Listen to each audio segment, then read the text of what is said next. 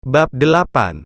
Pria itu menghentikan laju motornya setelah menemukan satu perempuan yang begitu ia kenali terdampar di pinggir jalan. "Perlu bantuan?" tawar pria itu dengan pasti. Dari suaranya saja sudah sangat jelas. Ayumi mengenal betul siapa pemilik nada itu dari balik helm full face-nya ditambah motor yang dikendarai, hafal karena kebetulan sering melihatnya. Ya ampun, kenapa di saat-saat begini malah ketemunya orang ini sih, batin Ayumi kesal. Namun, ia sepertinya tidak punya pilihan. Juan melepas helmnya, lalu turun dari motornya. Mendekati perempuan yang terlihat kesal namun tetap sedap dipandang. "Motornya kenapa?" tanya pria itu perhatian. "Nggak tahu, tiba-tiba mogok," ujar perempuan itu masih terlihat kesal. "Coba aku lihat," ujar pria itu mulai mengecek. Anak teknik itu mulai memeriksa apa yang menyebabkan motor Ayumi mogok. Pertama mendorong sejenak menepikan ke pinggiran yang agak teduh. Lalu menyetandarkan dengan benar baru memeriksa tangki bensin. "Masih kok, cukup kalau cuma buat pulang," ujar Yumi ikut melongok saat Juan memeriksa tangki bahan bakar. Pria itu tak menyahut, kembali cek bagian busi, selain terlihat kotor juga sepertinya sudah harus diganti. "Ini kepala businya kotor, nggak pernah servis ya?" tuduh pria itu yakin. "Nggak tahu, aku cuma pakai dan pakai aja. Biasanya Pak Wawan yang ngurusin ginian," jawab perempuan itu jujur. "Benda juga perlu perawatan kali, jangan cuma bodi aja," ucap pria itu memperhatikan lekuk tubuh Ayumi dari atas sampai bawah ke atas lagi. Ngapain lihat-lihat?" sarkas Ayumi galak. "CK, sanis kali Yum, jangankan lihat, udah pernah coba juga," jawab pria itu serampangan. Seketika Ayumi mendelik, mulut pria itu memang selalu pedas saingan rawit setan. Juan hanya melirik sekilas dengan santai lalu kembali bersibuk ria mengotak-atik motornya. Mencoba membersihkan businya, kali saja masih bisa menghasilkan api. Ayumi sendiri memilih menepi sambil duduk di bawah pohon yang rimbun. Cuaca sore itu masih begitu cerah dan panas. Sejenak Yumi memperhatikan Juan dengan hati kesal. Yumi akui, pria itu mempunyai garis wajah yang rupawan. Sayang sekali pria itu sudah ditandai dan termasuk daftar pria yang harus dihindari bahkan dijauhi.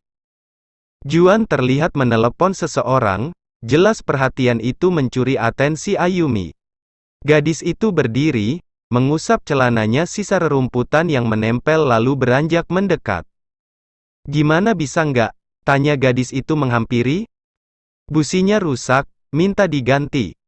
Aku udah hubungi pihak bengkel, mungkin sebentar lagi bakal bawa motor lo," ujar Juan detail. "Oh oke, makasih," jawab Ayumi kikuk sendiri. Keduanya terdiam beberapa saat, tak ada obrolan sambil menunggu tukang bengkel menghampiri. "Lo nggak pulang, kan?" "Udah makasih, dan orang bengkel mau kesini kan?" "Nungguin bentar, ini hampir petang, lo nggak takut apa sendirian di pinggir jalan?"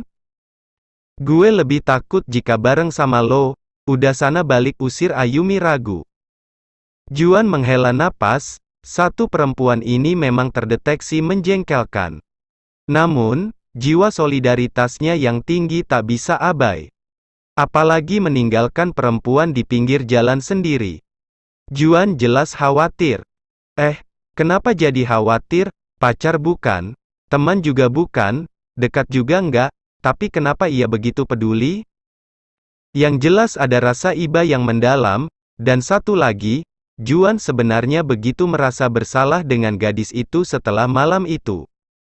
Makanya ia tidak bisa abai begitu saja walau Ayumi terlihat tidak menyukainya. "Yakin gue tinggal sendirian?" pria itu memastikan. "Yakinlah, lo udah telepon orang bengkel kan? Sebentar lagi bakal kesini?" "Oke fine, gue cabut ya," ujar pria itu kembali berwajah datar. Juan segera memakai helmnya lalu melajukan motornya dengan cepat. Melenggang pasti dengan yakin. "Dasar cowok nggak peka," ngeselin, gerutu Ayumi memperhatikan kepergian pria itu. Gadis itu pun baru menyadari kalau hari semakin petang, dan naasnya tukang bengkel belum juga datang. Kok lama banget, Juan ngerjain gue nih pasti, gumam perempuan itu risau sendiri. Lah tidak bisa berbuat banyak saat handphonenya mati. Sebenarnya Juan hanya putar balik, memastikan perempuan itu tertangani dengan baik dan memastikan sahabat bengkelnya datang. Tak berselang lama orang-orang Juan datang setelah pria itu menginterupsi. Menghampiri perempuan yang tengah sendiri. Juan masih memperhatikan seorang diri dari jarak 25 meter. Mbak, panggilan atas nama Juan Daniswar, di lokasi sini motor mbaknya yang mogok? Lia benar mas, tolong benerin ya, ujar Ayumi lega. Akhirnya ada orang bengkel yang ambil juga. Motornya saya bawa ya mbak, katanya harus diservis juga, sama ganti oli, jadi tidak bisa digarap di sini. Loh gimana sih? Cek dulu, siapa tahu bisa. Mas Juan udah cek kan tadi, percayakan pada sahabat motor kami, mbak besok bisa diambil di sini. Ini tanda pengenal kami, jangan khawatir. Oke, makasih, jawab Ayumi menerima kartu atau semacam kertas pengambilan di tempat bengkel. Oke mas, siap, jawab gadis itu meneliti kertas itu lalu memasukkan dalam tasnya. Motor mungkin sudah dibawa dengan aman, sekarang yang menjadi masalah. Ayumi pulang naik apa? Tak bisa pesan taksi? Tak ada angkot jam segini lewat, dan tak bisa berkutik karena ponselnya kehabisan daya. Hanya berjalan kaki sambil menunggu taksi yang lewat. Sial banget sih hari ini, mana hampir petang lagi, gumam Ayumi miris pada kesialan hari ini. Terus berjalan sambil nunggu keajaiban. Juan masih setia memperhatikan dari arah yang tak terjangkau. Pria itu ingin memastikan perempuan itu selamat sampai rumah. Nalurinya tidak tega melihat perempuan itu dalam kesendirian dan sepi. Juan kembali melajukan motornya dan berhenti di samping Ayumi. Penawaran terakhir, mau balik bareng atau jalan kaki, ujar Juan dingin. Ayumi nampak ragu. Namun ia juga sudah merasa lelah dan takut mengingat petang mulai menghampiri. Gue hitung sampai 3, lo nggak minat gue gas, dan goodbye. Juan mulai menekan gas, pria itu sebenarnya gemas dengan pendiriannya yang kaku. Namun ia tetap memakai trik lugu agar tidak serta-merta seperti dirinya yang butuh memberi tumpangan. Oke. Ikut, jawab Ayumi pasrah. Gadis itu akhirnya memutuskan untuk membonceng pria itu. Senyum tipis tercetak jelas di balik helmnya. Batin pria itu bersorak lega. Pegangan, gue mau ngebut, ujar pria itu sarkasme.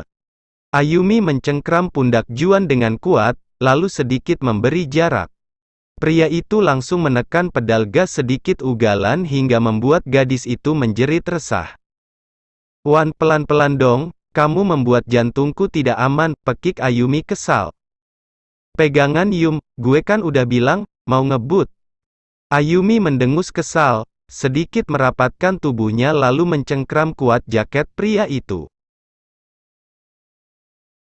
Juan puas juga akhirnya Ayumi berhati batu yang anti dirinya duduk lebih merapat tanpa sekat. Ini kenapa lewat sini, bukannya makin jauh ya? Ujar Ayumi meneliti jalan. Sama aja, di sana macet, gua males. Bisa diem nggak? Ganggu konsentrasi tahu nggak? Nggak ikhlas banget.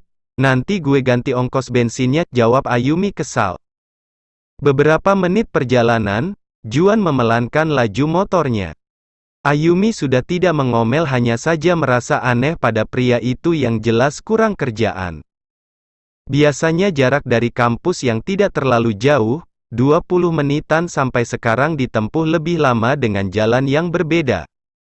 Pengen protes, tetapi mengingat tengah menumpang, Ayumi pun urung demi menjaga kesopanan di tengah rasa enggan dan keterpaksaan. Kok berhenti di sini? Gue mau pulang lah. Kali ini Ayumi tidak tahan untuk tidak protes. Gue lapar, haus, kalau lo mau ikut turun, kalau nggak mau silahkan nunggu di sini sampai gue selesai ngisi perut. What the, Ayumi mengumpat dalam hati. Bisa-bisanya pria itu memberi tumpangan setengah-setengah. Kayaknya gua emang salah pilih opsi, seharusnya gue jalan kaki tadi. Walaupun capek udah sampai rumah, jawab Ayumi dengan kesal. Serah, sekarang mau jalan kaki sok, mau pulang sana. Ayumi mendelik kesal. Ini satu cowok emang tidak berperasaan. Bukannya semakin dekat dengan jarak rumahnya, ini malah semakin jauh dan entahlah, makan warung pinggir jalan? Sungguh Ayumi si anak mama super higienis itu belum pernah merasakan. Berhubung gadis itu lapar juga, Ayumi ikut masuk ke warung pinggir jalan. La terlihat bingung, namun dengan cepat Juan memesankan nasi rames untuknya. Makan, 10 menit, gue tunggu di luar, cepetan dikit. Ujar pria itu terlihat cuek dan menikmati hidangan nasi kucing yang dibungkus kecil-kecil. Ayumi kenal makanan itu, walau tidak pernah makan juga. Karena lapar, ia pun ikut makan dalam diam. Namun, tentu saja tidak bisa cepat seperti yang Juan mau. Bisa cepat nggak, buruan Yum.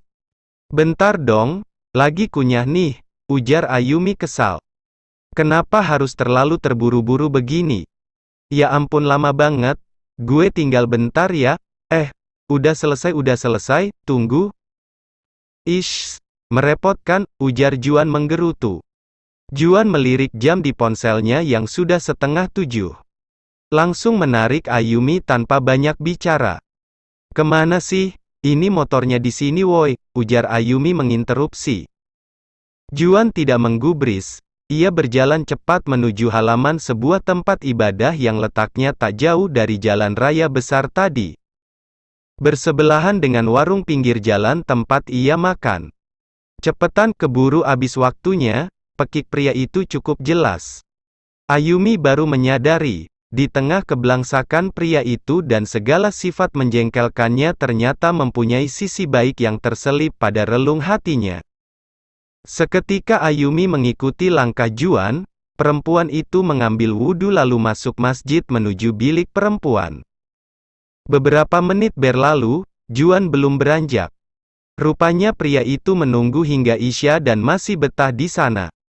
Mereka baru keluar hampir bersama setelah jamaah 4 rakaat.